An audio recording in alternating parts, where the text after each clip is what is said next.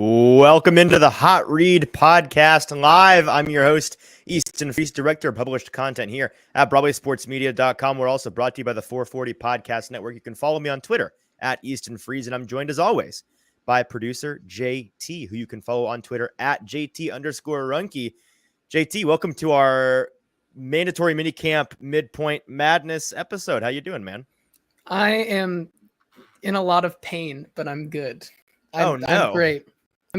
But you know what? We're gonna go through it. What kind of mental pain, emotional pain, physical pain? Physical pain. Okay. But we're gonna get through it today. How did we hurt ourselves? What's going on? Well, you know that we both play in a rec league softball team, and we had our first game this past Monday night. Indeed. And there's something about just playing in a fun little rec league when you're on the bases that just you're like, your old baseball instincts just take over and you become primal. Always slide, baby. And just, slide. And just decide to do a little pop-up slide into third base and tear up your entire back of your leg. Yeah. And so now I'm in perpetual pain and I have basically a turf burn up my entire leg. And so anytime I try to sit, I'm uncomfortable. But you know what? I'm in the same doing boat it for the show. You saw I slid as well, and I think my burn's not nearly as bad as yours. My road rash or turf burn that I've got. But I will say, the worst thing about it, kids never. I've done this twice in my life now, and it's been a mistake every time. Boys and girls, listen up.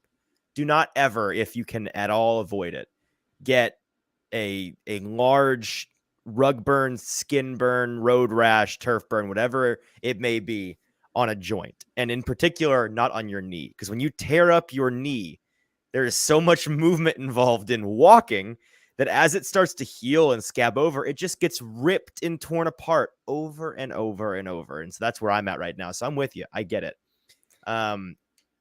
And with that, I think we'll dive into the show. I mean, welcome to, as you said. Hey, but who's not in pain, Titans fans, because we've got content, baby. We've got stuff to talk about. I must say that I do like my little title I came up with today. Is it alliterative genius? Yeah, yes, yeah. Well done. The genius that I am. But well done. I'll give you the props that you deserve on that. We've got plenty to talk about today, and more than we anticipated having, because we've had a little bit of news come out this afternoon about one Mr. Deandre Hopkins and his intention to visit the Tennessee Titans this upcoming Sunday. We'll start the show with that because that's the most pressing and most interesting bit of news that we have on today's show. And Logan joining us live this week on the Old White Guys podcast. We talk about scrapes on knees. Exactly. Except we are definitely not old white guys yet. We will be one day. We will be, and I'm looking forward to that day. But right now we are just the White Guys podcast. So there's a lot to talk about on the DeAndre Hopkins front, and then we'll get into the questions we asked on Monday's episode regarding what things we were looking to see at training or at a mandatory minicamp this week. Some of those questions have been answered. Some of them have not been so far. One day left to go tomorrow on Thursday, and we'll recap everything in totality on Friday's show.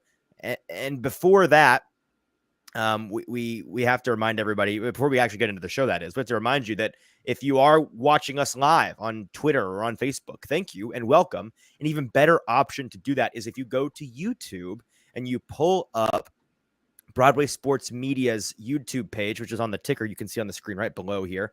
You can join the conversation in the chat function of this live stream on the Broadway Sports Media YouTube page. So just search Hot Read Podcast or Broadway Sports Media on YouTube. You will find this live stream and then chat in the comment section of that video. And we would love to hear your thoughts, questions, concerns, whatever you may have to say on DeAndre Hopkins or on Titans mandatory minicamp. So with that, JT, let's go ahead and dive in. We've got a lot to talk about on the DeAndre Hopkins front before we get to camp.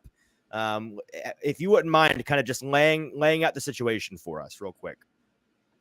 Yeah. So it was, I want to say this dropped maybe right around 12:30, 1 o'clock today. Yes. Tom Pelissero tweeted out today that free agent wide receiver DeAndre Hopkins is slated to fly to Nashville on Sunday for a visit with the Titans. Per sources, D-Hop and Mike Vrabel were together in Houston. Now Vrabel's team gets the first visit with Hopkins, the 5-time Pro Bowl pick released by Arizona last month. So this was pretty big news, one, because there's been some speculation if the Titans are in or out on DeAndre Hopkins, at least taking a look into him. But now we know baseless speculation in the national media we've seen, but exactly. It's neither here nor there. But he is going to be taking a visit with the Titans, and it is the first public visit that we know of that DeAndre Hopkins is finally taking some steps towards signing with the team, and his first stop here is going to be with the Titans. Yeah, so a couple of things to take away from this. One, we can now say with certainty that the Titans are in fact interested in DeAndre Hopkins. They seem to be taking a pretty aggressive approach by being the first team in the sweepstakes here in the bidding. I think the fact that DeAndre Hopkins, who he knows at this point who his suitors are, he knows who's interested, he knows who he's interested in. He's not wasting trips to places he doesn't want to go, and he's not wasting time with coming to Tennessee, which indicates to me there is some mutual interest there for him to choose Tennessee as his first stopping point. And JT, we've known this for as long as we've been talking about the potential of DeAndre Hopkins coming as a free agent to Tennessee. There are a number of reasons why Tennessee would be a nice place for DeAndre Hopkins to play, and there are reasons why you could understand why he would want to be here.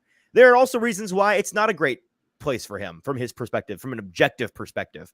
Things like if he wants to play with an elite quarterback, if he wants to play for a team that has Super Bowl aspirations this year.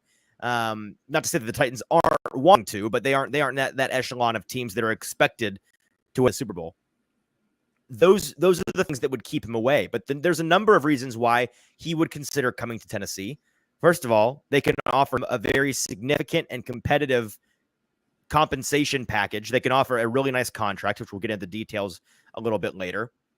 They can offer practically infinite targets because with this wide receiver room, it's not like he's going to the Bills or the Jets or Cincinnati, where he would be contending with 1, 2, 3 other total, for lack of a better word, ball hog or ball dominant players, right? He's going to be getting as many targets as he could possibly want here in Tennessee in this wide receiver room. You're also able to offer him the opportunity to play under a number of coaches, professional personnel on the team, training staff. That I've heard more connections from this Titans team to DeAndre Hopkins in the last 48 hours than I even knew existed and can keep track. But like, he's got a storied history, obviously, with Tim Kelly, the Titans offensive coordinator, who was his offensive coordinator in Houston during some of his, if not his best statistical seasons in the league. He's got a good relationship with head coach Mike Vrabel, of course, because of their time spent together in Houston when Mike Vrabel was the defensive coordinator. He's got a relationship with certain key players on the team, like Derrick Henry, who he's been known to work out with often in the offseason. He apparently has a strong relationship with one of the head guys on the training staff, according to Mike Herndon. I heard him talking about this on Football and Other F Words today and how there's a connection there. I know our guy Zach Lyons over at Football and Other F Words made a good point a couple of days ago in an article he wrote at Stacking the Inbox about how Ran Carthon may know more about DeAndre Hopkins as a player than anybody else right now in the league, because since 2017, part of his job in San Francisco, when he was still the front office guy that he was in San Fran, I forget the exact title, player personnel, whatever it is.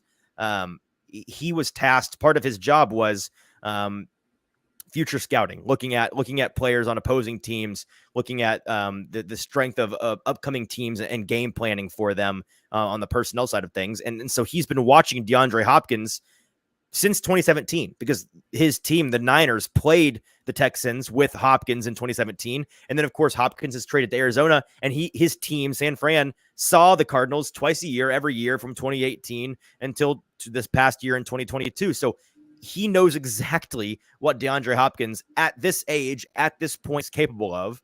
And if you look at what DeAndre Hopkins' record was as a Cardinal against San Francisco, JT, he averaged something like 105 yards per game against them. So this is a guy in Ran Carthon who knows exactly the value that a guy like DeAndre Hopkins can bring to the table. All of Yeah, that being no, I was about no, to go say ahead. like even the two other connections. I mean, he also has a pretty nice connection with Charles London and also Pat O'Hara, Right. two guys Right. that have been brought in and kind of elevated on this Titan squad. I would be hard pressed to find another kind of coaching structure in the league that has a better rapport with or better connections and relationships with DeAndre Hopkins than the Titans do right now. Yes, there are a ton of examples on this team, on this roster, on this payroll of just familiar faces for DeAndre Hopkins, right? It's familiar territory for him, and a lot of guys he knows and respects and enjoys, and so that has to be a selling point for him. And then the other selling point that I failed to mention a moment ago was you can be the immediate alpha in this room. Like I don't know anything about DeAndre Hopkins from a personal standpoint, like what kind of guy he is in the locker room. Never heard anything negative really, except for when him and Bill O'Brien hated each other for a while. But he can come in, and with Treylon Burks being the alpha in the room right now, and in terms of tenured guys, it's Chris Moore, who's certainly not anything resembling an alpha, I'd imagine. He could come in and be that number one in the locker room, be the leader of this team, and be a fantastic mentor to the guys that he would be playing with and the guys that would be playing around him. There's a question of money, which we'll get into in some detail here in a second, JT, because there are really a number of ways. It's not like this is a tricky situation for the Titans. They would probably need to do something or want to. Yeah, thank you, Logan. Yes, Mason Kinsey, he's the alpha because he starts every drill when he is getting to pretend he's on the team. So that's so mean to Mason. I didn't mean to be a jerk, but it is kind of true. This is a situation with the Titans currently sitting at just under $8 million in available cap space. There's a difference between available cap space and functionally available cap space. The cap space that through simple restructures and cap maneuvering can be easily obtained for free today, should you choose to file the paperwork. And that's a much bigger number that's available to the Titans. Maximally, I think the number last I checked is somewhere in the $40 to $50 million range in terms of cap space. They could easily and simply create for themselves today via restructures, via different contract tweaks here and there, that would allow them to make room should they want it. But there's also the question of when you set up DeAndre Hopkins' contract itself, there are a ton of different ways you can do that and actually not have to do much or anything at all this year to your current cap situation if you're willing to sacrifice some flexibility and maneuverability in the future. Again, all those details here in a second. First, the clip of when Teresa Walker bravely chose to be amongst the media pool, the first she's always the first to ask a question, but she chose with her first question to dive into DeAndre Hopkins. We were all standing there watching practice today at minicamp when that news came down. And of course we have to ask about it. And so she asks Coach Mike Vrabel about this news, if it's true, and what he's looking for in potentially bringing in DeAndre Hopkins. Here is Mike Vrabel's answer. Yeah, well, the first thing is we want players that want to be here. I think we want people that want to be here, and then we'll work through anything else. And so, we brought in a bunch of different players. Deandre will be somebody that we'll bring in next week, early next week, at the end of this week, and go through the same visit that we go through with everybody, and then start the process. So this is a typical answer from Mike Vrabel. I do think there's one little tell in there, something that I took to mean more than just a surface level coach speak answer. And it's what he led off with, right? We want players that want to be here. Mike Vrabel is a no nonsense kind of guy, right? I think we can all agree on that. Would he be bringing in DeAndre Hopkins, who he has a personal and years long relationship with off the field as well as on the field? Would he be bringing him in and expressing interest in him at all, spending his time on him at all, if he didn't have reason to believe that DeAndre Hopkins at least has some mutual interest in coming and joining the Tennessee Titans? I simply don't think that he would.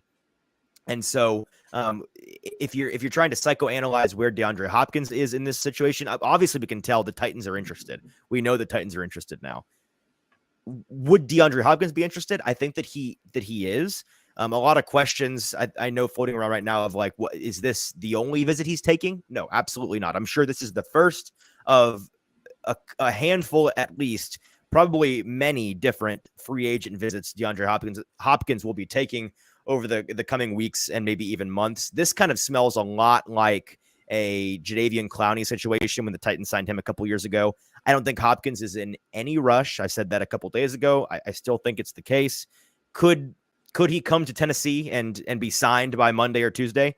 Yeah. So, I mean, sometimes it goes from 0 to 100 really, really quick in free agency, right? You come in and you're just so enamored with the situation, with the people that are, the front office folks trying to hire you become so enamored with you. They simply won't. You hear these stories of like, we weren't going to let him leave the building until he signed this contract. Like that happens sometimes. But I do think Hopkins is going to come into this recruiting period for himself at age 31 with an open mind and with some patience, and see a number of different teams over the coming weeks. It is, I think, good news though that the Titans are the first, and I do think that this aggressive, both in perceived willingness to do whatever it takes to get DeAndre Hopkins, because they wouldn't be pursuing him if they didn't think that they could be competitive in their offer, but also aggressiveness on a timetable. Let's be the first ones in his ear. Let's make the opening impression is a wise and probably the best possible way to go about this if I'm the Titans, just because I do think that small possibility of them getting him in the building and things just clicking and him wanting to be here and being signed and not needing to go any other visits is worth something. There's some value there. And as a team who, again, some of the criteria you think he might be interested in, which I think money above all is being underrated. I think, again, we were Live and PGA Tour this week reminded all of us that the answer to all of your questions is money. Okay. So like, he's not going to go somewhere to be competitive for dramatically cheaper than, if Tennessee offers him $12 million a year, he's not going to go play for $4 million a year on Buffalo. Like, I'll believe it when I see it. But we know players that do that are named Tom Brady and then kind of end of list. That's kind of the way it's gone for the whole history of the league. So the Titans absolutely on the money front can offer that competitive contract. But I guess what I'm trying to express, JT, and if you agree or disagree, let me know. I think this was the best strategy from the Titans' perspective in terms of giving it your best shot, being the highest likelihood that he lands with you. Let's be aggressive and try to win him over before anybody else has a chance to. I mean, definitely. I mean, first impressions are everything. It's kind of a double-edged sword. They could give him an offer that wows and he goes to a couple other meetings and it's just drastically lower than a pitch that the Titans give him. And maybe he starts leaning towards the Titans, or the Titans give him more of a pitch saying, this is what we're going to do. We're not really going to negotiate. If you're not wanting to play on these terms, don't let the door hit you on the way out. And He kind of marks them off their list super quickly. So I think it's good and bad that he's the first team, but I think the Titans may, and this is kind of just my feeling on the whole situation, I think the Titans may have had their pulse on DeAndre Hopkins for a while now, going all the way back and I think you're right. to the NFL draft.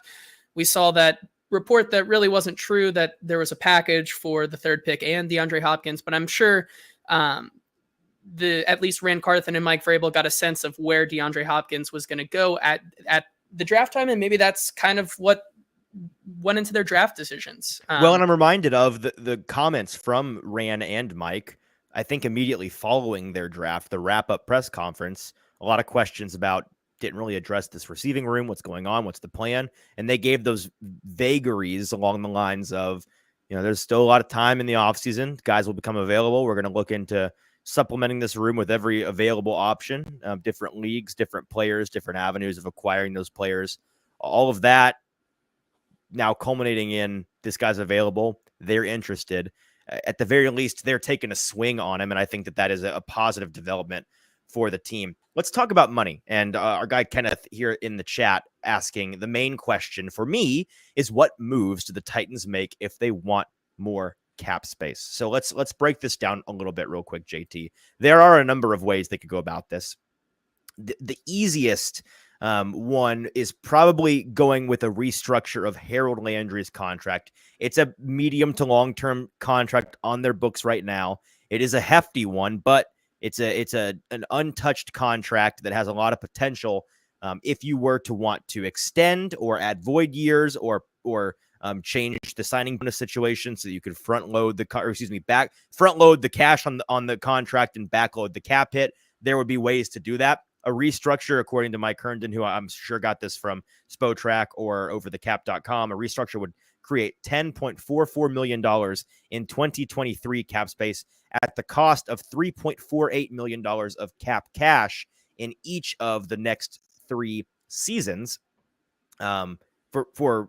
For reference, for perspective, and we're going to mention this a number of times, the Titans are currently projected to have north of $90 million in cap space next season. So they've got cap space to burn, really, in 2024 and looking forward. They've got to burn it on players because people always talk about, well, next year this team's going to have a ton of cap space. The underlying inference that should be made there that people either choose to ignore or maybe aren't bright enough to recognize, the reason you are going to have a bunch of cap space is because you're about to lose a bunch of players on your books. You're going to have to replace those players with somebody. Somebody's got to play for the team. You got to field 53 dudes, right, on a Sunday. So there will be plenty of moves they're going to need to make, but not $90 million worth, to be certain. And that's going to be an excess amount for them to, not more than they need, certainly, but a lot of Play-Doh to shape into the form that you want it to be. It is a clay ball just asking to be molded into whatever vision Rand and Mike have for this team going forward. So that being said, a restructure of Landry's contract to ultimately give you around $17-18 million in available cap space at the cost of $3.5 million of dead cap the next 3 seasons. It's a drop in the bucket. Doesn't really mean much. I personally don't think that's the best way to go about it, simply because that Landry contract is a big one. There was a lot of arguments to be made at the time of that signing, a little bit less than a year ago in the offseason when the Titans gave him that contract. There was certainly a point to be made that it was a little bit inflated, that it was maybe not going to be paid off by Landry's performances. Of course, ACL injury, really can't judge last year, but so far, objectively, a failure of a contract because the guy's not played yet. There's a lot of time left on that contract, but now he's going to be spending a year coming off of an ACL, historically not the greatest in terms of production. So even if he is the guy that you saw the year before they signed him, in the last 2 years of his contract, he still had 2 years of not existing and then maybe lackluster play, and ultimately that makes it a suspect contract. So adding more money to that on the back end, opening yourself up to the opportunity of being in a situation where maybe Harold Landry tears another ACL or just keeps missing time. Again, a guy that, God forbid that happens, because he's up until this ACL injury been the model of consistency and availability. But things can go downhill really fast with injuries, and in the NFL, you just never know. So he's young. I get it. It wouldn't be the biggest risk in the world to kind of push some of his financial burden on the team down the road a hair, but you do run that risk, and it is a big contract. Another way you can do this, JT, and this is kind of counterintuitive on paper, but I do like it better. And this is something that's been proposed for a little bit now by our guy Zach Lyons over Football and Other F Words. Something that we think they need to do, regardless of the Deandre Hopkins situation. Do something to Kevin Byard's contract, right? I would not, even though he is on the wrong side of 30 and he is an expensive player, I don't really have any problem with them doing a short to medium term extension with Byard to get that cap hit down this year, give them room this season, push some more of his burden down the road, simply because, yes, there's a chance he falls off a cliff, totally, with everybody there is. But we've seen consistent play from Kevin Byard for 5-6 years in a row now. He has been the model of not just consistency in terms of level of play, but consistency in terms of availability. He's really the only guy that's been on this team through the past 2 seasons to just be available the vast majority of the time, which is a massive credit in his favor. I don't see any likelihood, I should say. I would be surprised if suddenly Kevin Byard just fell off a cliff. Now, could his play decline precipitously over the next coming seasons? Yeah, but would he be below starting caliber this season or next without some massive injury? I just don't see that happening to him. I don't see him not being in peak shape. So why not push some of his financial burden down the road? Again, he's hitting the books this year against the cap at almost $20 million. Get that number down and bring in DeAndre Hopkins to solidify your wide receiver room. JT, of the Landry or Byard options, which do you think is a safer choice? It's hard to say. I want to say I'd probably also agree and lean towards extending Byard, whether that's like 1 year and pushing some money down the road. I probably would lean that way, although the Landry contract, I think, maybe gives you a little bit more flexibility. Like I would rather do the Byard side of that and extend him, although you're probably limited in what you can do more than what you could do with Harold Landry's contract. That's true. Last year on the ACL was his last year. So technically when he hurt his ACL, he was on that last year of that, of his rookie contract. So not necessarily on his new contract, which starts this year. I think you could maybe at least appease some of the people saying that that contract is a little bit rich for their blood by getting that down this year, having him kind of use this year to come back and get back to what he was. And then people would look at that cap hit and be like, oh, since we moved things around, Harold Landry is now not playing on the cap hit in his recovery year after an ACL tear. And then if he gets back to the way he was, that contract starts to look maybe not as terrible as some people are saying it is. And then you get DeAndre Hopkins. Although you might, since it is a new contract, you might not want to mess with it as much, but kind of doing the Kevin Byard, although you don't have as many options, you're kind of killing two birds with one stone. Yeah, and Logan chimes in here, says it's hard to say a contract is too much now in the cap. I mean, you can say that it is too much now and also recognize, Logan, that oftentimes with these contracts, the perception of them changes by the end of the contract as opposed to what they were at the beginning. Most contracts, I would wager, start out as an overpay and then at some point during the life of the contract transition to being a value signing. I mean, I remember when Ryan Tannehill was signed by John Robinson for what it's $29 million a year. And folks were just astonished. He was within the top 10 highest paid quarterbacks in the league. And then by the end of that very offseason, he was out of the top 10. And now he's maybe not even in the top 20. I mean, this guy at this price, you're like, yeah, totally. That's the number you should be paying him, not Kirk Cousins getting $38 million a year, whatever like that. That's the version of what people thought Tannehill would be. I will also say this. In terms of available contracts to them, they don't even have to create more cap space. Like they don't have to if they don't want to, especially if they're going to do a 1 or a 2 year contract. Anybody can sign DeAndre Hopkins as long as they have $3, $4, $5 million of available cap space. If they are willing to do two things, like there's a lot of talk today in Titan circles about having to make space for this D-Hop move if they're going to go after him. But I don't think you necessarily have to do that because if you're willing to, one, sign a guy to the OBJ style contract, and I'll get into the details of that in a second, and two, you've got the cap cash available to you next season to burn, then you can, whoever you are, Titans fans, Bengals fans, Browns fans, Cowboys fans, whatever, any team in the league, you fit those two very loose criteria, and you can sign DeAndre Hopkins today. Now, it's a big question of whether or not signing an OBJ style contract is even a good idea, because here's what it looks like. This is the exact term. These are the exact terms of the OBJ contract. It's a 1 year, $15 million contract with a $13.8 million signing bonus. So his cost against the cap this year, DeAndre Hopkins, is less than $4 million in cap cash. They are essentially voluntarily eating $10 or $11 million in dead cap next year. That's a tough pill to swallow for anybody, for sure. But if you're the Titans and you're going to have $93 million in available cap space to you next year, not even on top of potential restructures you could do to create even more than that.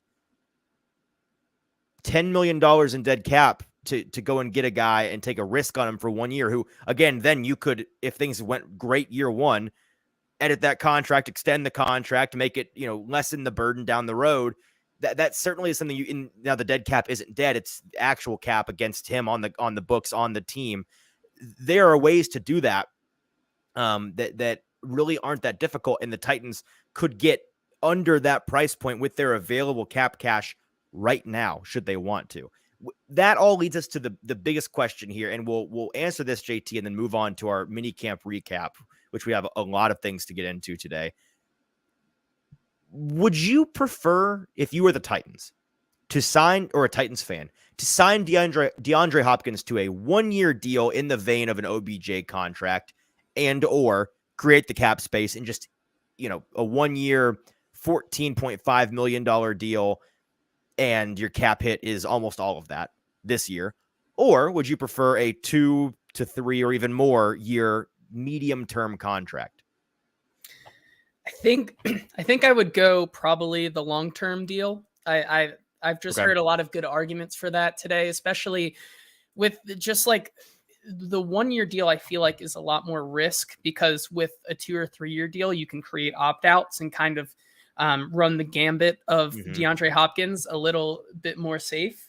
With a 1-year deal, it kind of then brings into the classic, the Titans are going to get a veteran wide receiver and gambling on it once again.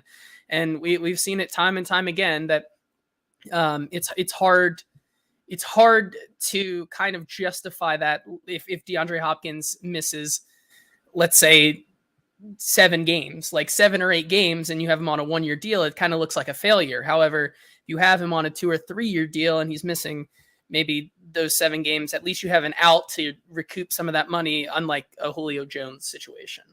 Right, and that's the risk that you run. I mean, Julio was signed to I think it was a 2-year, maybe 3-year contract. I think it was 2. Ended up not working out. They cut him after that first year. Was a significant, still is a significant financial burden to the team as dead cap. That contract is. I think I'm with you. I think that the 2 to 3 year deal is the best bet. You could tack on void years, which Logan in the chat, not a huge fan of. I know that there's mixed feelings on the void years, but you can absolutely add some void years to the back end of that contract to really lessen the financial burden now and make his cap hit much lower this year and next, or even into the next. I think that's the best way to go about it. And the really the biggest risk there is, hey, he's 31. He's aging. He has a mild history in recent years of missing time for injuries, has had some hamstring troubles, has had some foot and ankle troubles, I believe. The reason why and again, this is like, I'm somebody that was a fan of and advocated the move for Julio Jones at the time. So is it possible that this is wishful thinking? Yeah, totally. But I do think it's completely objective and fair to say Julio Jones and DeAndre Hopkins fundamentally are very different receivers. Julio Jones was always, his game built on being a big-bodied physical receiver with some burner ability. He could get down the field, be a vertical field stretching element to the game. And once his physicality started to go, once his durability started to go, he started to go. With DeAndre Hopkins, his game is built in a framework that is much more conducive with guys that last a lot longer in the league. His game is a lot. I mean, the name I keep hearing thrown around, and I think it's a good comp. The way that his game could age, I think, is really similar to the way that we saw Larry Fitzgerald's game age, because they have some of those evergreen. He's kind of the Steph Curry to Julio Jones's, Kawhi Leonard or yeah, I'll go with Kawhi Leonard.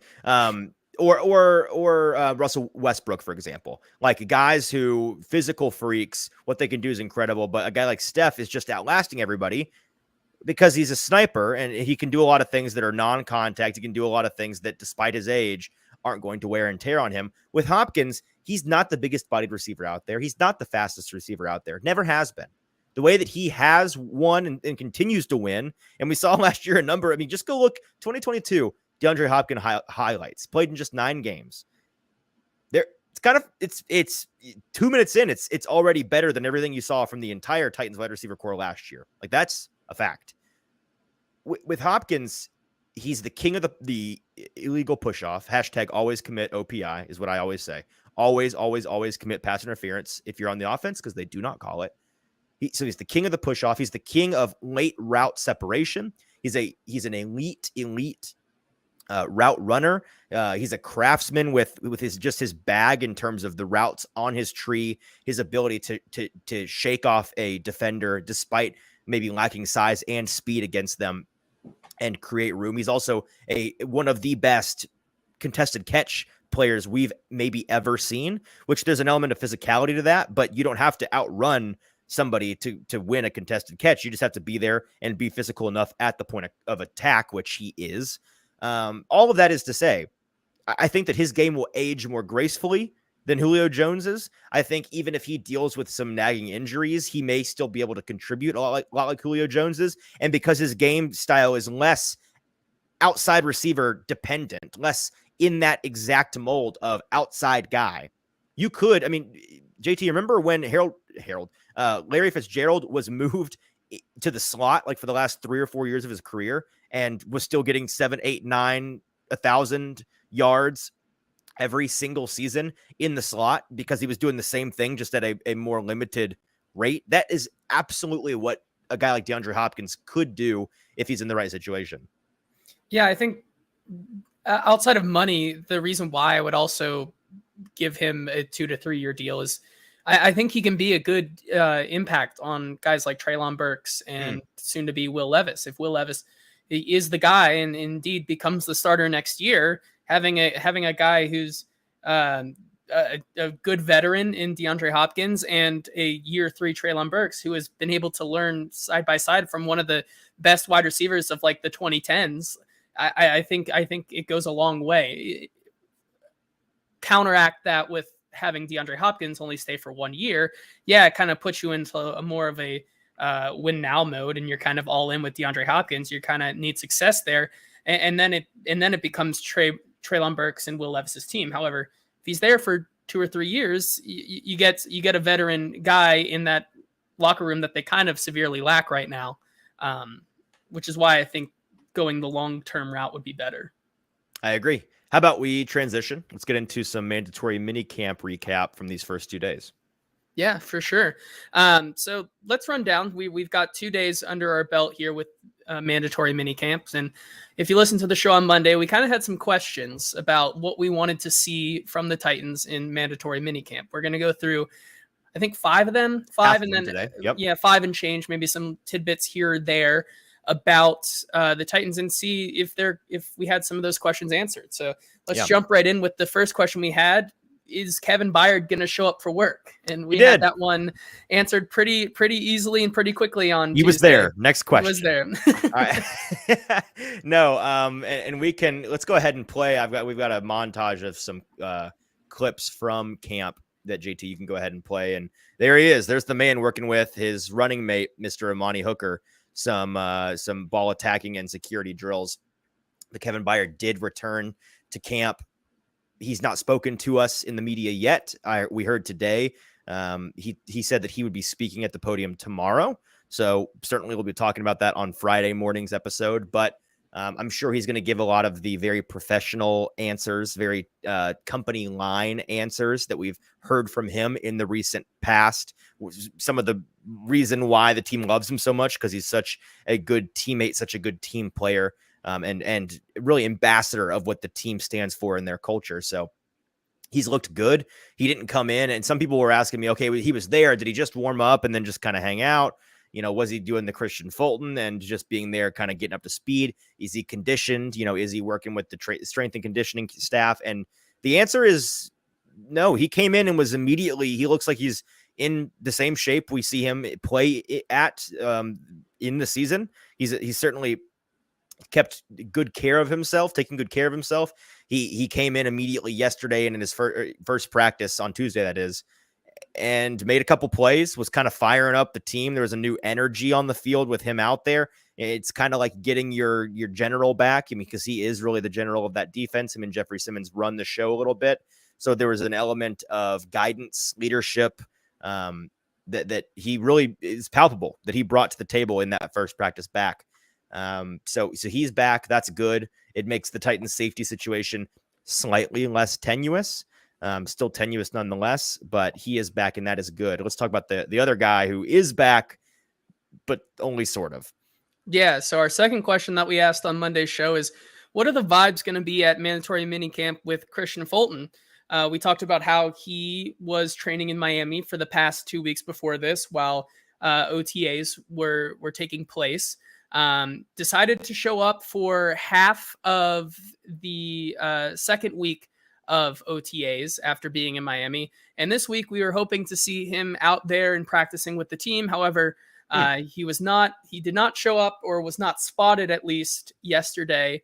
And then today at the podium, Shane Bowen, the defensive coordinator, said that Christian Fulton has been in meetings and is learning.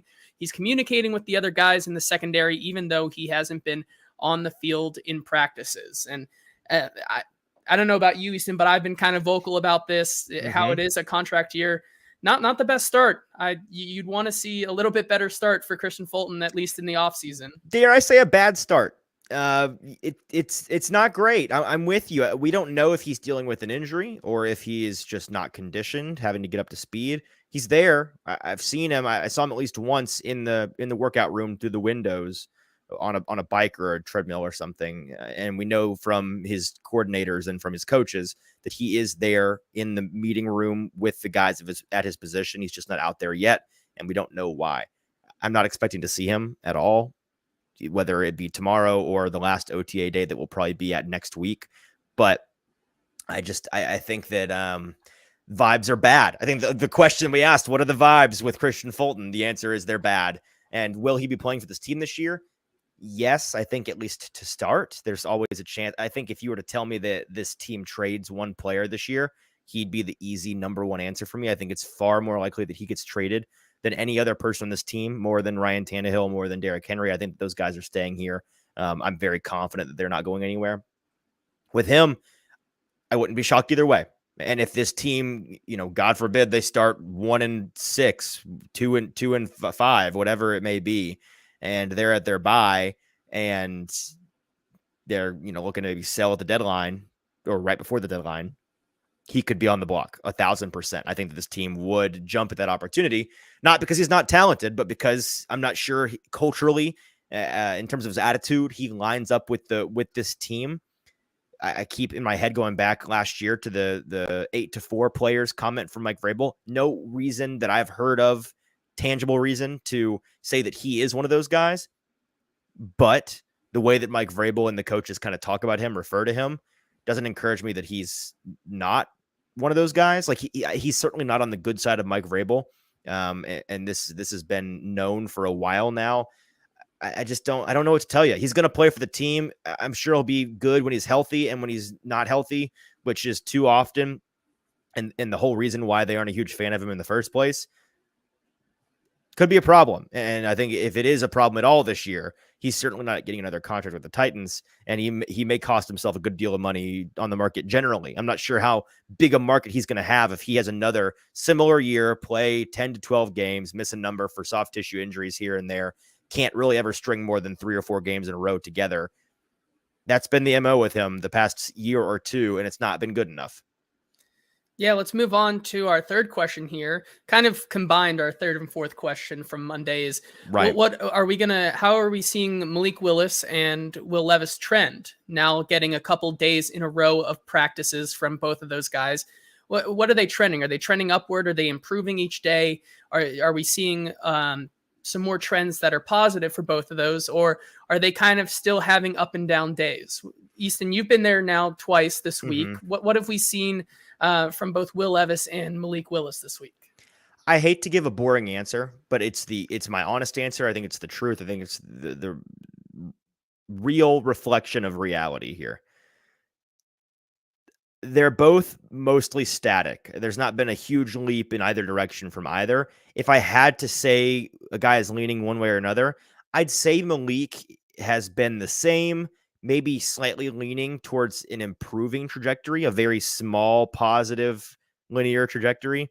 Whereas with Levis, I'd say it's pretty even. If anything, maybe downhill a hair, but that's only a product of him being really impressive to us in his first availability. We saw him at rookie minicamp in that first OTA practice where he looked really sharp.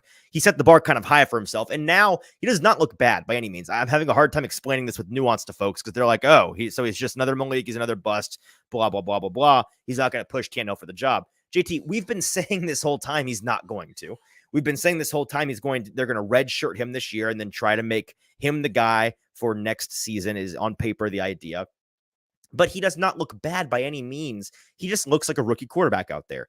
He looks like he's treading water, trying to keep his head above water, figure everything out, figure out the system, figure out his teammates, establish chemistry.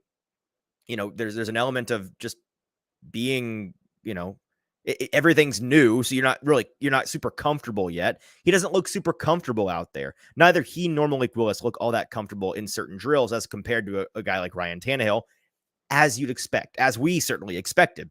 So unless he comes back to training camp in late July, truly a changed man, somebody that has like 2 or 3 years worth of experience under their belt suddenly in the last month, I don't see him pushing for the job. I think Ryan Tannehill is 100 bajillion% the starting quarterback for this team. I'm extremely, extremely confident of that right now.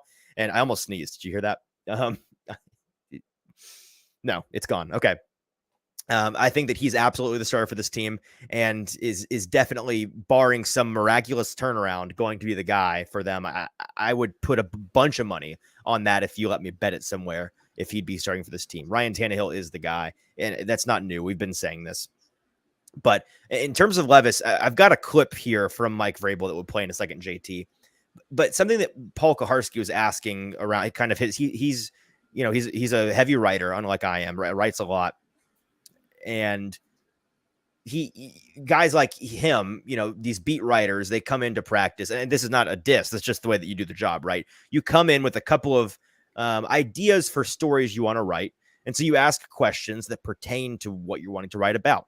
And today's topic of choice for Paul seemed to be Will Levis, asking the guys that have played with Will Levis now, as somebody coming out in the draft process, JT, we know, had a very strong reputation for being a fastball pitcher and not having a ton of and not having a great changeup or a screwball. He can throw from different arm angles and different platforms, but he's not got a ton of touch in his bag, not really in his bag. Something he's got to develop, which is not an uncommon thing really at all for college quarterbacks coming out. You see guys that really are successful, like Colin Kaepernick. He had a very successful and short NFL career, and he never learned to put touch on the ball. I mean, he played in 2 NFC championships and a Super Bowl, and he still never learned how to genuinely, he could not throw a ball that was not 145 miles an hour. So is it a deal breaker? No. Is it certainly something you want to develop? Yeah, it is. With Levis, that's not there yet. And so the answer to the question is, he's not really developed some touch yet, but it's been 10 seconds.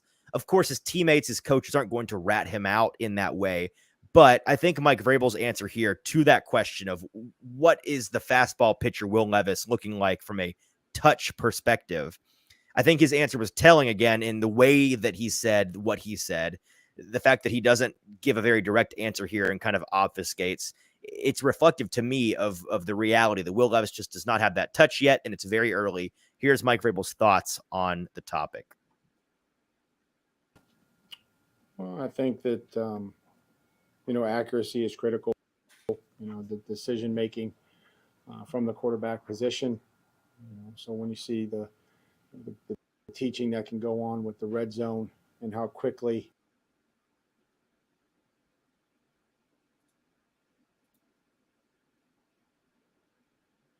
you have to make a decision and then be able to be accurate because of those tight windows.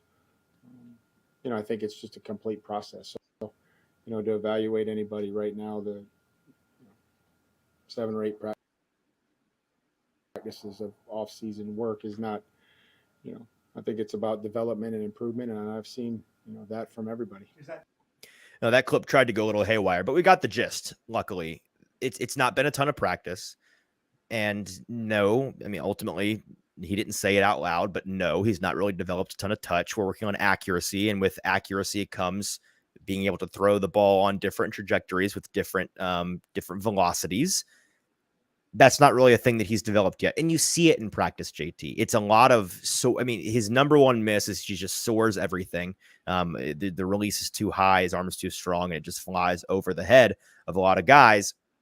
And that's, again, I don't think it's really all that uncommon to see in rookie quarterbacks. So he's going to continue to develop. We know that the number one thing he's working on to develop is his accuracy. And more importantly, his footwork, those happy feet, calming those down, making sure he's throwing from set, solidified, repeatable bases, setting up a good firm base for himself, to a platform to throw from. Those are the things that he's working on doing right now. And when he doesn't do them, it's kind of haywire. And when he does, he looks like the guy that you drafted as a potential future starter in the league. So it's very early, but in terms of trends, I think that both guys have stayed pretty static, and they're both roughly where you'd expect them to be right now. Our fourth question today, and probably my personal favorite of the day, all hail Prince Chig. Every single day, I've been kind of more and more convinced that Chig Okonkwo is just going to come out of the gate and be a star this season. What have you seen from Chig, who has kind of stolen the show this week at mandatory minicamp? Yeah, I mean, victory laps are old and nobody really likes to listen to them. Like they get old fast, but I will never not take the victory lap on Chig on this show. We have been and continue to be the number one Chig program in the Nashville media market, and for good reason, because he is, in fact, the prince that was promised. I tweeted out yesterday, and I wasn't able to show this clip because I didn't get the clip because we didn't get to record this portion of the practice. Luckily, the Titans were able to record during this portion of practice. So JT, if you wouldn't mind rolling clip 3 and maybe play it a couple of times while I talk about this, but we did get the clip of the best play from Titans practice yesterday at Tuesday's opening mandatory minicamp, a deep seam route up the gut. Chig Okonkwo runs a deep route down the middle of the field. Ryan Tannehill connects with him in the back of the end zone from about 30, 35, 40 yards out. A full extension catch, as you can see if you're watching on YouTube, over the shoulder, manages to get both feet inbounds out of the back of the end zone. Like he's going to be a stud in the receiving game for this team. And he is once again, the only player on this offense that I truly have zero questions about. He's like, I am sold. He is him. He's going to be that guy. He's going to surprise a lot of people. And if you play fantasy, he's probably going to be a pretty decent fantasy option as well, because especially if the Titans, DeAndre Hopkins is going to change a lot of this math if the Titans land him.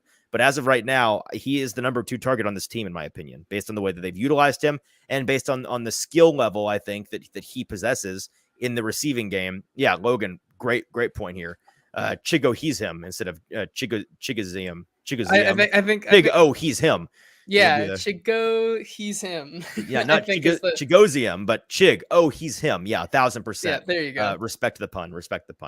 But yeah, I refuse. I will not stop telling you all how special this guy is going to be this year until I'm proven right, and I will be proven right. The prince who was promised, year 2, it's going to be fun.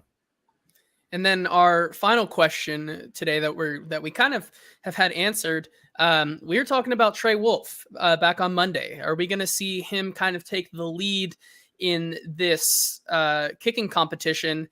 And he kind of is. Like I don't really know. Like if I had to place a favorite right now from what I'm hearing, it seems like Trey Wolff continues to be the guy that they are looking to maybe hand the keys over to kick field goals this upcoming season. What did you see from him this week, and what have you heard? Yeah, so before I dive into Trey Wolff, I do have to say an important stipulation. There's been a lot of talk from me and other members of the media about Trey Wolff. That's because it's just so happened with the 2 OTA visits and the 1 rookie minicamp visit we had before this week's mandatory minicamp, we saw all 3 times just Trey Wolff, because Trey Wolff and Caleb Shudak, thank you. Caleb Shudak are going back and forth in this one-on-one competition for the kicking job. And it's an every other day thing. That's what I actually had a private conversation with Trey Wolff yesterday. We met in the Titans bubble facility for a moment after practice, and I just got to meet him and ask him some questions. Didn't video any of this, kind of off the record, just had a conversation, but none of this stuff is stuff that he wouldn't want me to share. And so, I'm a reporter. What's he think I'm going to do? I'm going to share it, but he's a really good guy. First of all, big fan of him, upright guy. I talked to him for 15, 20 minutes. Very strong locker room type of guy that you would want in the building. He did let me know that they're going back and forth every other day. So we saw him kick all of Tuesday this week. Today was the first time as a media pool we got to see Caleb Shudak kick, and he looked good. He's no scrub. It's not a sure thing yet. There's still a competition here, 1,000%. Shudak is accurate, and he's got more of a leg than Randy Bullock had, and it's the reason why they've had him around, kept him around these past 2 years. But and then for one last note on scheduling here, tomorrow apparently the two of them are going to go back and forth and compete directly every other kick in practice, so that should be interesting. But in my conversation with Trey Wolff, a number of notes from that conversation that I gathered from him. Asked him about Will Levis, just because same rookie class. I asked him, what's your impression of Will? He said Will Levis, cool guy. A lot of guys at the quarterback position, he said, are sometimes a tough hang. Sometimes that alpha, that dog in them that makes them a really good quarterback, makes them not a fun guy to hang out with. But Will Levis doesn't seem to be that kind of guy. He said Will is maybe the most intense teammate that he's ever had, which I think we all can understand and recognize. And he said that he's always dialed in. He also mentioned to me that he's rooming right now with fellow rookie outside linebacker Thomas Rush, who he loves and thinks and hopes he's going to start on special teams this year. So definitely advocated for his buddy Thomas Rush. Said he really loves the full rookie class, has gotten to know everybody and is a fan of everyone. He said that he and Caleb are in a one-on-one competition. They're splitting reps this week and then going back and forth on Thursday. He really raved about Caleb and his abilities. Said Caleb is a really talented guy. And I was talking to him about the fan perception of Caleb Shudak, which based off of the one time that fans saw him in action last year is not great. And I'm like, I don't think it's fair, but I was like, Trey, you do have the upper hand here from a narrative fan perspective side of this coin. Like you are coming in with a blank slate of expectations, and Caleb Shudak, unfortunately, I think has a negative connotation to him based off of the one time we saw him last year, went 3 for 4 in his fill-in, I think in the Bengals game, that he missed he missed a field goal that I think the Bengals won by 4. I think it was 20-16. So I don't think it would have mattered, but one of those things where you're like, it kind of changes the complexion of the game. And he wasn't all that impressive in that game. So Mr.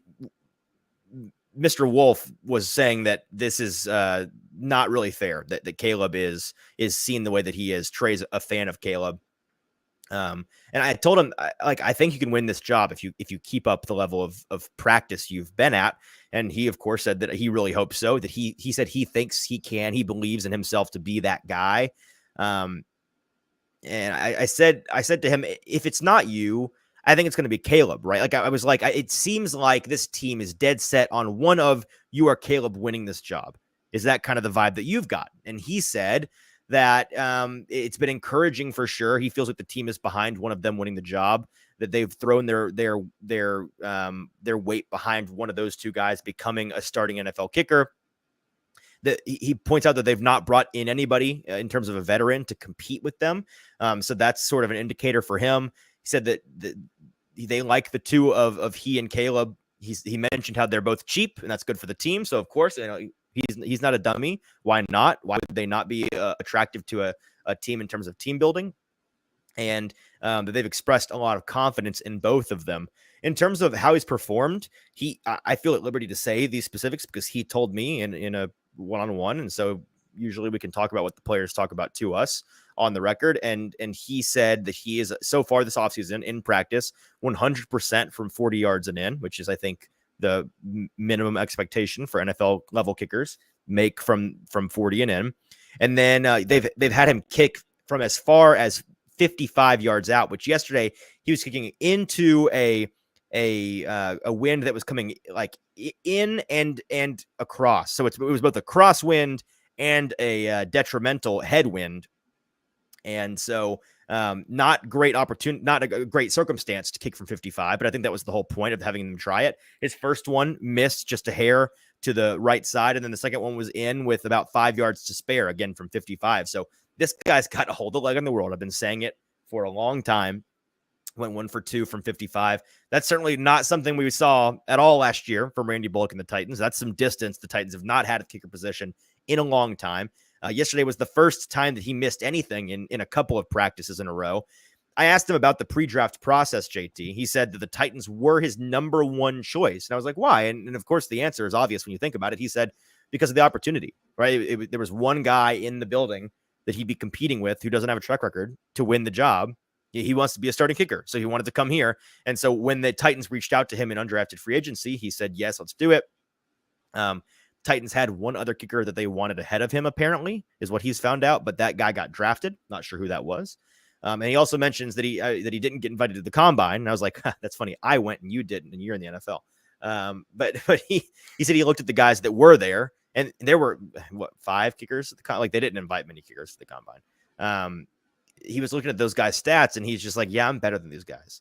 And when you look at the numbers, he is, in fact, better than a number of those guys. So all of that being said, a very fruitful conversation with him. Felt like I got to know the guy. My confidence in him winning this job has only gone up. I think, like I said a couple of days ago, JT, my hot take maybe of the entire summer is Trey Wolff will be a household name in Tennessee Titans households by the end of September. I still firmly believe that.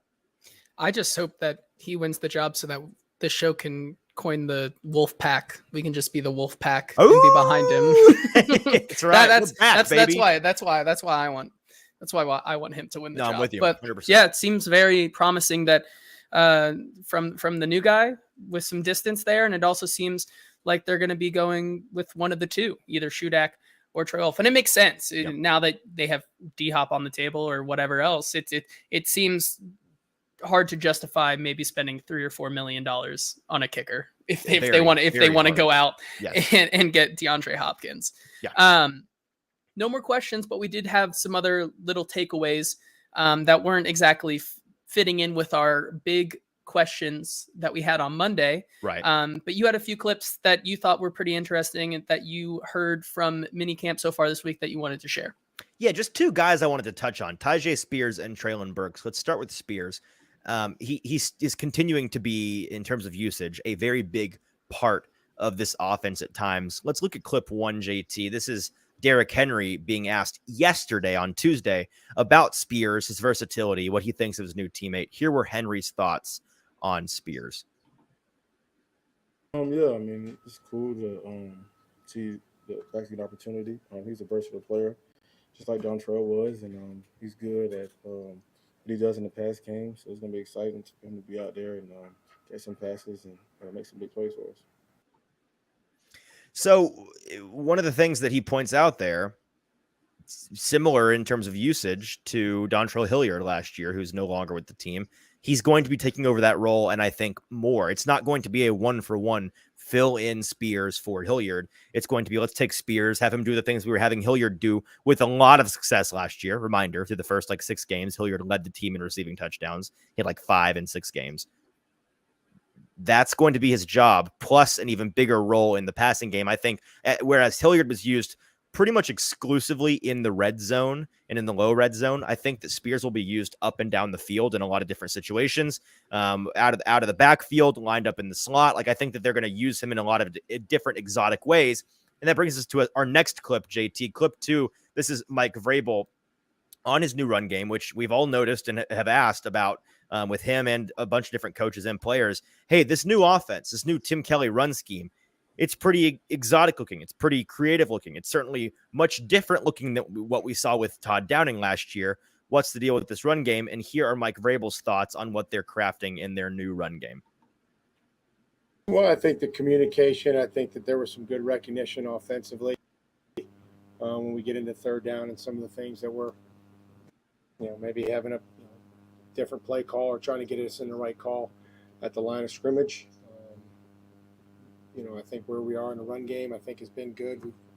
try to be a little bit more, exotic at this time of the year and seeing what we like and see what we go forward with. I think the D-line is doing a good job in the job.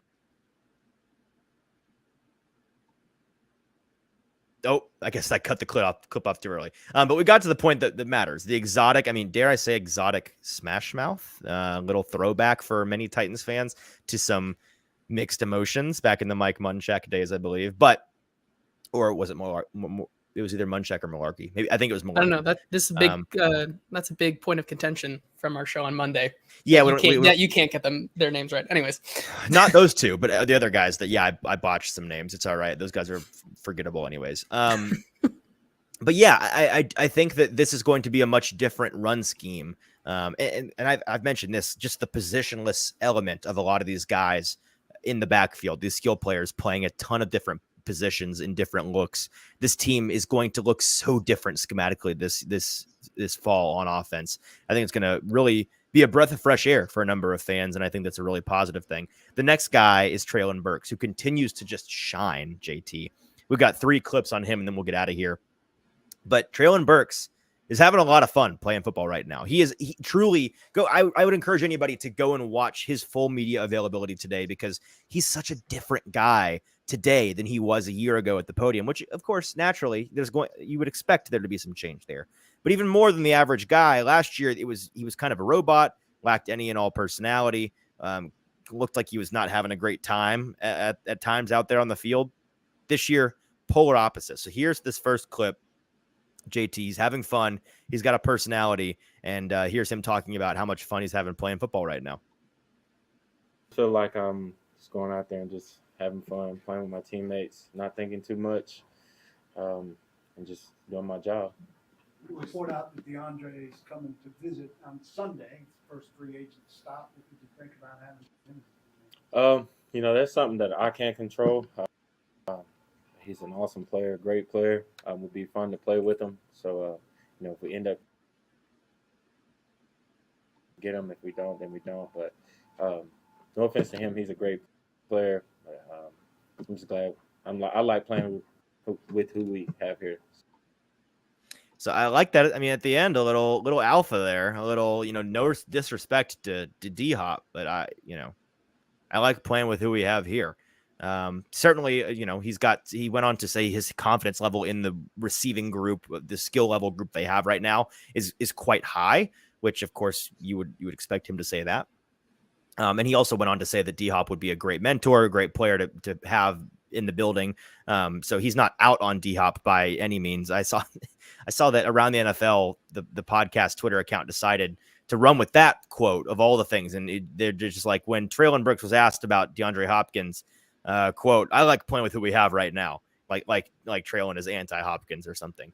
All of that being said, I think it's awesome to see him enjoying himself out there and having a better time. We, of course, naturally followed that question up with, what changed? What happened for you in your life besides just having more experience, having more time under your belt?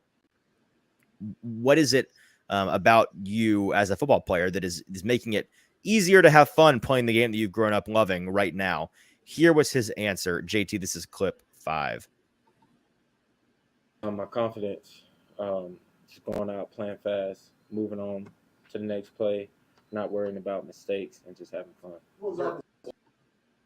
So confidence level through the roof. That's the number one thing that we can take away right now. He is extremely confident. He said it a million times. He keeps referring to his confidence. A big part of that has been the help that I think Rob Moore, his wide receiver coach, has given him over the last year, really taking him under his wing in the same way that Rob Moore did with AJ Brown. And I mean, AJ Brown still to this day credits Rob Moore with him being the receiver that he's turned into. Very good teacher for Treylon Burks, no doubt. If you're going to get the most out of the guy, I trust Rob Moore to do that. And so I think that it's a lot of really positive changes for Treylon Burks. This last clip is clip 8, and it's Mike Vrabel when we asked him about Treylon and his transition from year one to year 2, and really what has changed for him to be such a changed guy, to really take this mantle of, hey, be the wide receiver 1 for this team, carry this offense in a lot of ways. He's taken it in stride, what has changed for him. Here's what his head coach had to say. Thing in his life, lining up, just personally and professionally, physically, being able to get some footing and get healthy. He was really making some strides, and then unfortunately, had a couple injuries last year, and he was able to be out there, was effective, and continue to improve. But then I just think the offseason has really just set him up well for where we're at now. And with that, JT, we're done today. We've got a handful of our original questions for Monday to answer on Friday. Talk about some depth receivers. I already have some thoughts on that, some takeaways on that, and who's really starting to create a case for themselves to make the 53-man roster. Elijah Molden, what's going on? We didn't see him on Tuesday. We saw him back today. Is he playing at safety? We'll talk about that tomorrow. Clues on this offense, some more thoughts on what this offense might look like from a scheme perspective as things have continued to change. And then the linebacker position. Some good discourse today on the Monty Williams side of the coin, and just talking about what's this inside linebacker rather. What's that position going to look like for this team in terms of depth? Kind of sketchy, and the top end talent also maybe kind of sketchy. So with that, we're gonna get out of here. Appreciate everybody tuning in live with us. Real quick, if you wouldn't mind rating and reviewing the show wherever you get this show, on Apple Podcasts, on Spotify. If you are listening to the podcast, give us a rating and a review. Very helpful to us. Consider it a personal favor. If you could take 10 seconds out of your day to do that right now, just scroll to the bottom of the feed, 5th star on the right, write whatever you want. We'll read it out on the show. Did I say Monty Williams? You did, but we were so close at the end. I just let you go. So Monty Rice. I don't know why I said who's Monty Williams. That's a person. But I've got it mixed up in my head. Monty Rice is who I'm talking about. Thank you, Monty Rice. Big interior. Monty Williams is a professional basketball coach for the Detroit Pistons. Thank you. Yes, that's why I mixed them up. Okay, sports related. Or my brain is just, maybe this is the week and my brain's going. Maybe this is the end for me. We'll find out. If we're back on Friday, then you'll know I survived. If not, it's been a good time. It's been a good run. But no, we'll be back answering those questions and more on Friday. First thing Friday morning. Tune into that episode. Until then, for producer JT, I'm your host, Easton Freeze. This has been the Hot Read Podcast. We'll talk to you Friday morning.